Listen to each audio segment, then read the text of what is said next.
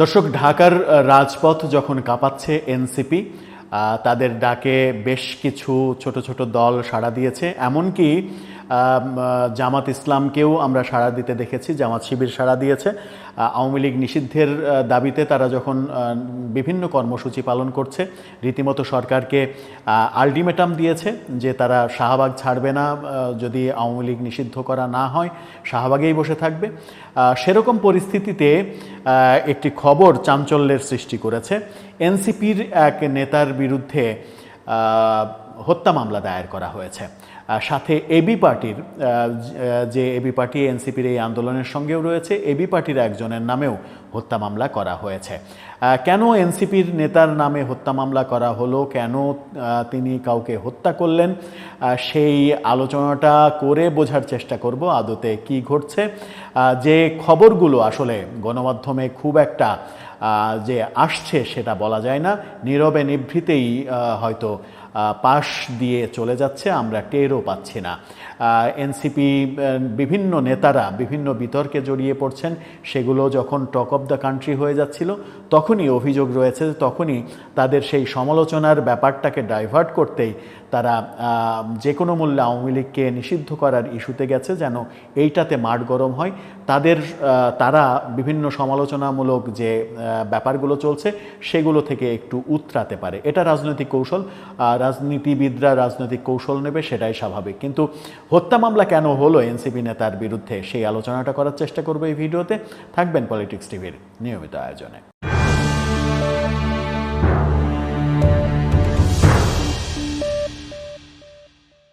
দর্শক, পলিটিক্স টিভির নিয়মিত ভিডিওগুলো এখন থেকে স্পন্সর করছে প্রজাপতি.টিভি, নতুন ওটিটি প্ল্যাটফর্ম।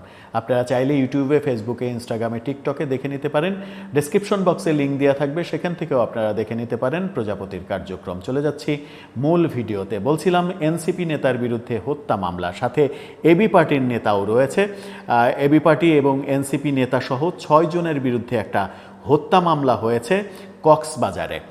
কক্সবাজার সদরের খুরুশকুল কুলিয়াপাড়ায় আল্লাওয়ালা হ্যাচারিতে আলী আকবর নামের এক যুবক খুনের ঘটনায় এনসিপি নেতা রায়ান কাশেম ও আমার বাংলাদেশ এবি পার্টির কেন্দ্রীয় ভাইস চেয়ারম্যান জাহাঙ্গীর কাশেম সহ 6 জনকে আসামি করা হয়েছে। এই রায়ান কাশেম এবং জাহাঙ্গীর কাশেম এই দুজন হচ্ছে পিতা পুত্র। মঙ্গলবার দিবাগত রাতে মামলাটি নথিভুক্ত করা হয়েছে বলে গণমাধ্যমে এসেছে। সমকাল এই খবরটি নিশ্চিত করেছে।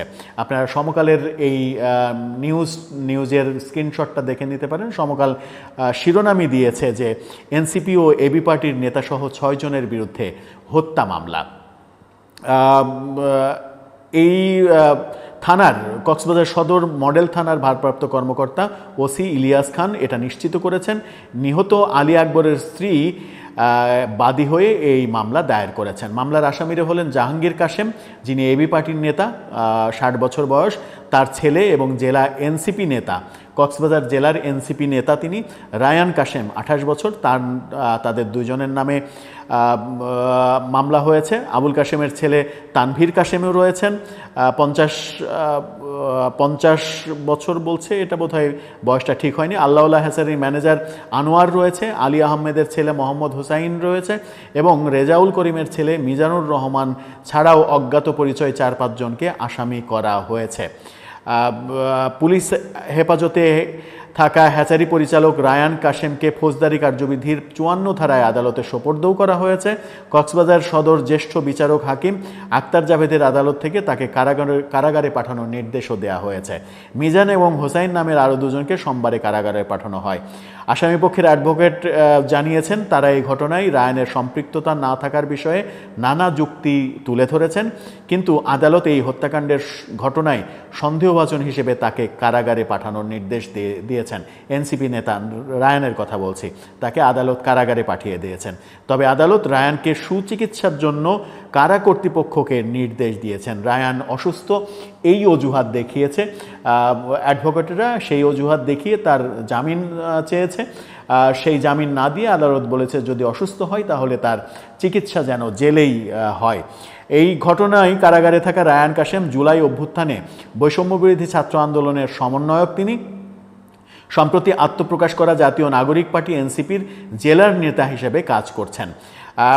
গত রোববার রাত 10টার দিকে খুরুশকুলের কুলিয়াপাড়া ও মাঝিরঘাট এলাকায় আল্লাহওয়ালা হ্যাসারি নামে ঘেরে আলী আকবর নামের ওই যুবককে হত্যার অভিযোগ ওঠে এবং রায়ান এই হত্যাটা করেছে, বাপ বেটা মিলে এই হত্যা করেছে তেমন অভিযোগ হয়েছে।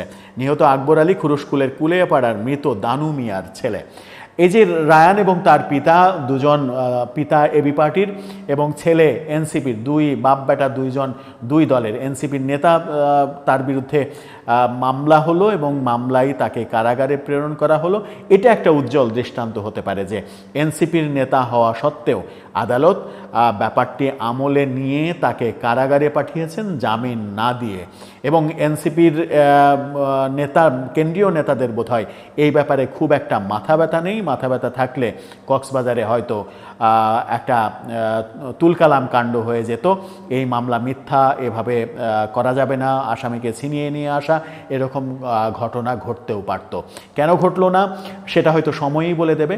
কিন্তু এটা এনসিপির জন্য মারাত্মক একটা ব্যাপার যে তাদের নেতা একজনকে মেরেছে, হত্যা করেছে এবং সেই হত্যা মামলায় এখন সে জেলে রয়েছে। যারা কিনা হত্যাকাণ্ডের বিচার চাইছে, আওয়ামী লীগের হত্যাকারীদের বিচার চাইছে, আওয়ামী লীগ হত্যাকারী, খুনি, ফ্যাসিস্ট, তাদের বিচার এবং নিষিদ্ধের দাবিতে ঢাকা সরগরম করছে, তাদেরই একজন নেতা, কক্সবাজারের নেতা, হত্যা মামলায় এখন কারাগারে। ব্যাপারটা একটু সাংঘর্ষিক হয়ে গেল না? দর্শক, আপনার কি মনে হয় এই ব্যাপারগুলো থেকে এনসিপি উত্তরানোর পথ খুঁজে পাবে, নাকি এভাবেই এনসিপির বিভিন্ন পর্যায়ের নেতারা বিভিন্নভাবে বিভিন্ন দুর্নীতি সহ এরকম কর্মকাণ্ডে জড়িয়ে পড়বেন এবং জড়িয়ে পড়ার পর সেখান থেকে উত্তরানোর জন্য এক একটা ফন্দি ফিকির করে এক একটা কার্যক্রমে যাবেন যেন মানুষের মনোযোগ ডাইভার্ট হয়? দর্শক, আপনার মতামত জানিয়ে লিখতে পারেন আমাদের কমেন্ট বক্সে।